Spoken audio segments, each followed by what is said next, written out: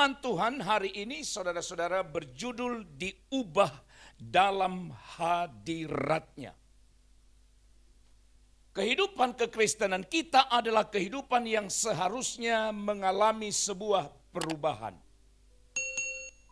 Jangan puas hanya aktivitas yang kita lakukan, kegiatan yang kita lakukan, kehadiran kita dalam ibadah yang kita lakukan.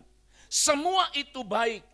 Tetapi pertanyaannya adalah sejauh mana atau sebatas mana kita sudah melakukan atau mengalami sebuah perubahan hidup di dalam hidup yang sedang kita jalani hari ini.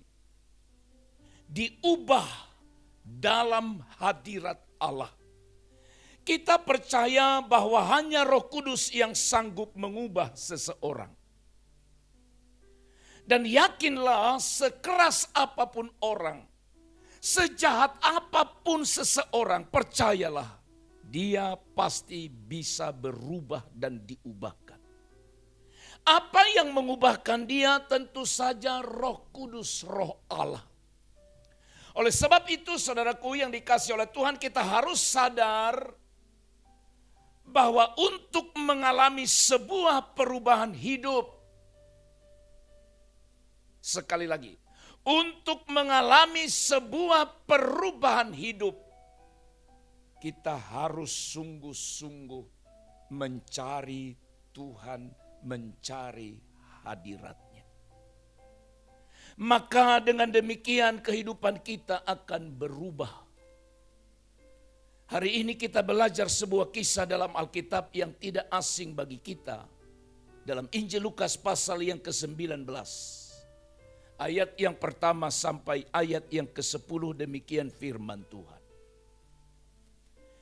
Yesus masuk ke kota Yeriko dan berjalan terus melintasi kota itu.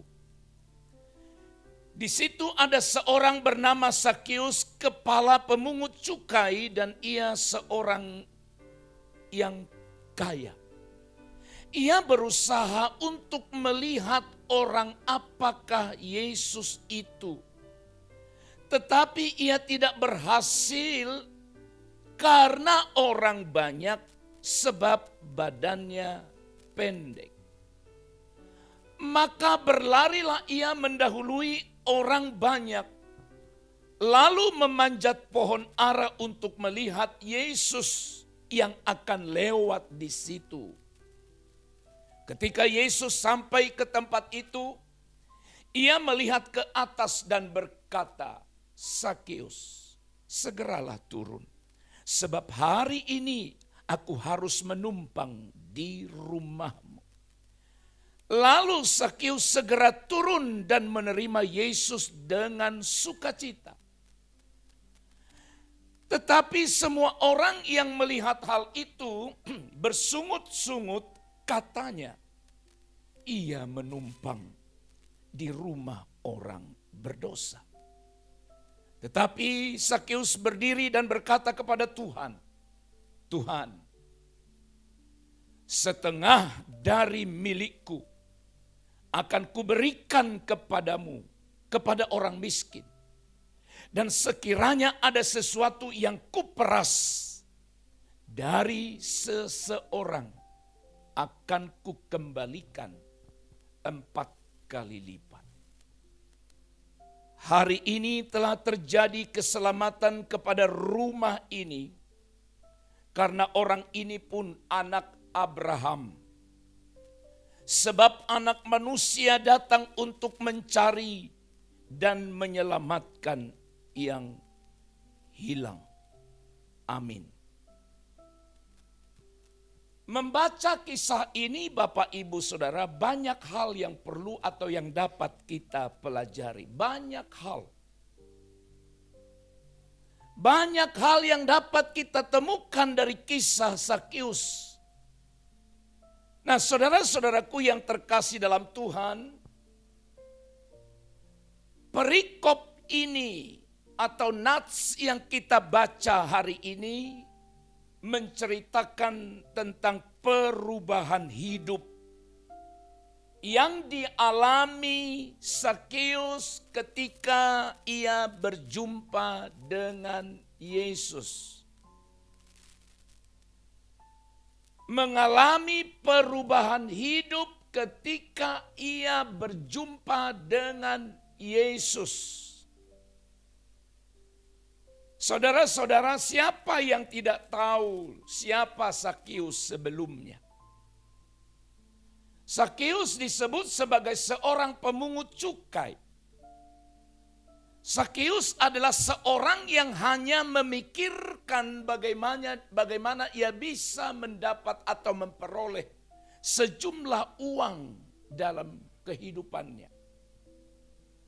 Dengan kata lain boleh disebut bahwa Sakeus adalah orang yang materialisme. Materialis.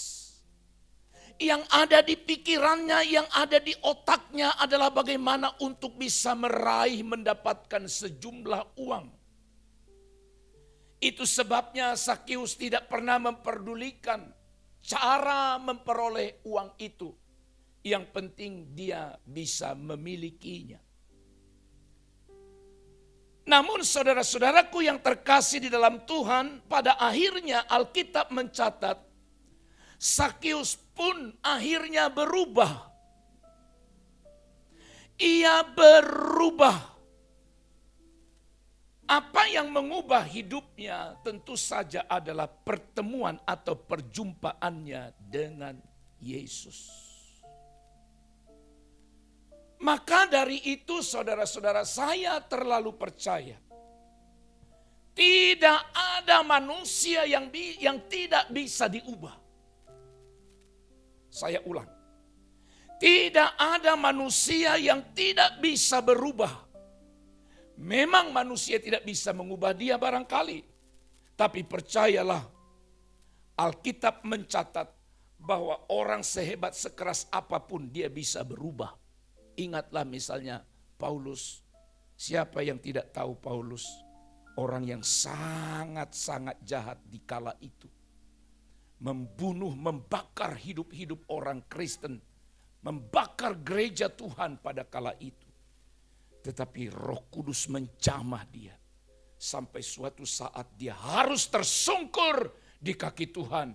Ketika Yesus berkata, Saulus, Saulus, mengapa engkau menganiaya aku? Saudaraku sekalian, semua bisa berubah. Berubah di dalam hadirat Allah. Dia berubah oleh karena Tuhan. Maka pertanyaan penting hari ini, apa yang dapat kita teladani? Apa yang dapat kita contoh pelajari dari kisah Sakeus yang akhirnya dia diubahkan ketika dia berjumpa dengan Tuhan? Yang pertama, mencari hadirat Tuhan. Mencari hadiratnya. Ayatnya yang keempat berkata, maka berlarilah ia mendahului orang banyak. Lalu memanjat pohon ara untuk melihat Yesus yang akan lewat di situ. Kalau saudara perhatikan baik-baik ayat ini, ada 3 kata yang sangat menyentuh di hati saya ketika membaca ayat ini perihal usaha Sakeus. Yang pertama, berlarilah ia. Yang kedua, memanjat pohon ara. Dan yang ketiga, melihat Yesus. Sakeus bukan anak kecil yang biasa kalau berlari-lari. Sakeus seorang orang tua. Bahkan seorang yang dihormati, ditakuti di kala itu. Tapi dia berlari-lari.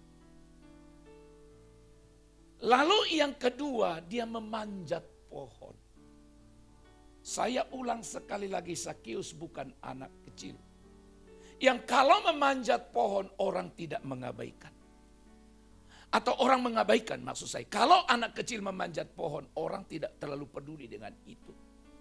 Tapi seorang orang tua memanjat pohon itu aneh atau mungkin juga menjadi bahan perhatian atau tertawaan orang. Tetapi kenapa hal itu harus dia lakukan? Dia berlari mendahului orang banyak. Kenapa dia harus memanjat pohon? Alkitab berkata begitu ramainya orang. Dan dia sadar badannya pendek. Tapi semua itu dilakukannya hanya satu tujuan, untuk melihat Yesus. Untuk mencari hadirat Tuhan itu banyak perjuangan, saudara. Banyak tantangan. Sakeus hanya untuk melihat Yesus, dia harus berlari mendahului orang banyak. Hanya untuk melihat Yesus, Sakeus harus memanjat pohon. Itu tantangan. Itu usaha yang harus dipergumulkan. Hanya satu tujuan, untuk melihat Yesus atau masuk dalam pertemuan hubungan yang lebih dengan Tuhan. Mencari hadirat. Oleh sebab itu, untuk mengalami kuasa perubahan hidup, maka kita harus memiliki kesungguhan dalam mencari Tuhan, mencari Allah. Mau berubah, cari Tuhan. Sebab hanya Tuhanlah yang sanggup mengubah hidup kita. Seorang penjahat bisa berubah menjadi seorang yang baik kalau sudah berjumpa dengan Tuhan. Seorang wanita berdosa, wanita berzina, ketemu Yesus, berubah menjadi orang yang rela memberitakan Injil. Seorang penganiaya jemaat ketika berjumpa dengan Yesus, dia berubah menjadi pemberita Injil. Jadi saudaraku, tidak ada kesusahan sebenarnya. Semua bisa. Asalkan kita mau mencari hadiratnya. Kenapa saudara-saudaraku yang dikasih oleh Tuhan? Alkitab berkata bahwa tubuh kita adalah tempat tinggalnya. Dalam tubuh kita dia bertata. Itu memungkinkan kita untuk bisa menjumpai Tuhan kapan saja, di mana saja, asalkan kita punya kerinduan. Pertanyaannya sekarang adalah, seberapa rindunya engkau mau berubah di dalam Kristus? Dengan kekuatan kita sendiri tidak akan mungkin berubah. Dengan hikmat kata-kata kita tidak akan bisa mengubah seseorang. Tapi orang itu ketika dia rindu untuk berubah, pasti bisa berubah ketika dia mencari Tuhan. Sakeus berubah karena dia mencari Tuhan, mencari hadirat-Nya. Yang kedua, ayat yang ke-6. Lalu Sakeus segera turun dan menerima Yesus dengan sukacita. Menerima Yesus dengan sukacita. Seseorang yang mencari Tuhan, mencari hadirat-Nya, maka yang kedua, dia akan mengalami sukacita.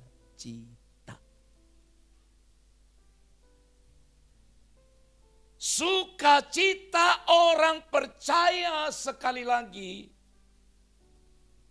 tidak terletak pada apa yang ada pada dirinya. Tidak terletak pada apa yang bisa dia lakukan. Tapi sukacita orang Kristen, orang percaya terletak pada hubungan kedekatan kita pada Tuhan. Sakeus sekalipun dia memiliki segala-galanya, ternyata dia kehilangan sukacita ini. Itu sebabnya dia cari Tuhan. Uang yang ada pada dia ternyata tidak mampu untuk memenuhi keperluan kebutuhan jiwanya. Itu sebabnya dia berlari ketika dia dengar Yesus lewat. Dia berlari mendahului orang banyak. Ketika dia berlari ternyata dia mengalami rintangan yang kedua. Terlalu pendek badannya. Sehingga dia tidak bisa melihat kerumunan. Melihat Yesus di tengah-tengah kerumunan itu, dia cari akal. Ada pohon ara, dia naik ke situ, dan dari situ dia melihat Yesus. Dan dengar baik, kerinduan terdalam dari Zakius untuk melihat Yesus, ternyata Yesus pun tahu. Apakah saudara nggak pernah terpikir kok bisa saja Yesus melihat ke atas sementara orang begitu banyak di situ? Artinya tidak ada perhatian, tidak ada hal yang membuat Yesus harus melihat ke atas karena begitu banyaknya orang. Tapi dengar baik, Yesus tahu ada orang yang rindu di situ untuk menjumpai dia. Dan Yesus melihat Zakius dan berkata, Zakius, segeralah turun. Hari ini aku numpang di rumah. Bapak Ibu Saudaraku yang terkasih, orang yang mengalami perjumpaan dengan Tuhan secara benar pasti akan mengalami sukacita. Karena hadirat Allah akan memenuhi seseorang. Dan ketika hadirat Allah turun, maka Tuhan akan mengubah, akan memulihkan orang-orang yang ada di situ. Itu sebabnya di setiap ibadah kita seperti ini kita rindu hadirat Allah turun. Bukan sekedar nyanyian, tapi kita merindukan hadirat Allah turun memenuhi tempat ini. Sehingga setiap orang yang ada di sini mengalami jamahan, mengalami perjumpaan dengan Tuhan. Sebab perjumpaan kita dengan Tuhanlah yang memungkinkan kita mampu bersukacita sekalipun situasi dan kondisi tidak mendukung. Yang ketiga terakhir. Di ayatnya yang ke-8, tetapi Zakius berdiri dan berkata kepada Tuhan, Tuhan, setengah dari milikku akan kuberikan kepada orang miskin.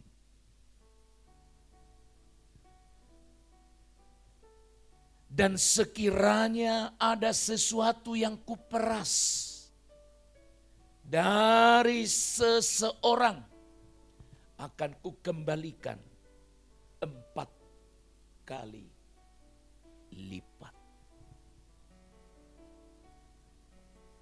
Terpikirkah saudara membaca ayat ini? Zakius yang tadinya begitu kikir, begitu rakusnya dengan uang. Sekarang dia berkata, setengah dari milikku akan kuberikan pada orang miskin. Kenapa sebelumnya dia tidak memperhatikan orang miskin? Tapi sekarang dia berkata, setengah dari milikku kuberikan pada orang miskin. Dan sekiranya sadar ada sesuatu yang kuperas. Kuperas itu artinya dia ambil yang tidak seharusnya dia ambil. Dari seseorang akan kukembalikan 4 kali lipat. Mencari hadiratnya lalu mengalami sukacita. Maka yang terjadi kemudian, akhirnya Zakius menjadi manusia baru. Ini perubahan. Menjadi manusia baru, sekarang dia peduli dengan Tuhan. Sekarang dia mulai peduli dengan sesama. Sekarang dia tidak egois lagi. Bahkan sekarang dia tidak menjadi orang yang pelit, orang yang kikir lagi. Oleh karena dia berjumpa dengan Tuhan yang membuat dia menjadi ciptaan baru. Perubahan bukanlah perubahan sampai terjadi suatu perubahan. Yang disebut perubahan kalau terjadi perubahan dalam suatu perubahan. Perubahan tidak hanya cukup dengan kata-kata atau teori, tapi dibutuhkan sebuah tindakan untuk berubah. Apapun bisa kita ucapkan, apapun bisa kita perkatakan, tapi giliran kita bertindak itu tidak mudah. Bapak Ibu yang terkasih dalam Tuhan, perubahan itu tidak akan terjadi jika hanya sebatas niat, hanya sebatas keinginan, sebatas janji. Namun menuntut sebuah komitmen, tekad, tindakan nyata untuk tercapainya perubahan itu. Apakah saudara hari ini rindu berubah untuk sesuatu yang baik dikenan Tuhan? Itu pertanyaan. Tapi kalau kita berkata cukuplah seperti ini aja sudah hebat. Apa yang kita bisa lakukan hari ini cukuplah. Pengiringan seperti ini cukuplah, pelayanan seperti ini cukuplah. Saudara, Sakeus mengalami sesuatu yang baru. Maka untuk kita bisa berubah, yang adalah karya Roh Kudus. Sekali lagi karya Roh Kudus. Saudara, pada bulan ini kita akan merayakan hari kenaikan Tuhan ke sorga. Peristiwa besar hari kenaikan Tuhan ke surga. Alkitab berkata dia naik, maka Roh Kudus dicurahkan. Saya rindu, kita rindu, semua kita rindu. Sesuatu terjadi, berubah dalam diri kita. Yang selama ini kita berkata tidak mungkin berubah. Tapi Roh Allah mampu mengubah seseorang. Asalkan dia mau mencari hadiratnya. Dan akibat dari pencarian dia akan Tuhan, dia akan mengalami sukacita. Dan akibat dari sukacita yang terjadi pada dirinya, akan menjadikan dia menjadi manusia baru, menjadi ciptaan baru. Sehingga dia akan berkata, yang lama sudah berlalu, sesungguhnya yang baru sudah datang. Amin. Bapa di sorga, terima kasih buat kebenaran firman-Mu. Kami mau berubah. Dan perubahan itu hanya terjadi kalau Roh Kudus memampukan kami. Kami mau berubah ke arah perubahan seperti yang Engkau mau. Oleh sebab itu berkatilah kami Tuhan melalui kebenaran ini. Bukan hanya menambah informasi pada kami hari ini. Tetapi lebih daripada itu ada niat, ada komitmen untuk kami berubah. Kami percaya Roh Kudus mampu mengubah hidup kami. Berkati umat-Mu, berkati kami semua. Dalam nama Yesus kami berdoa. Haleluya. Amin.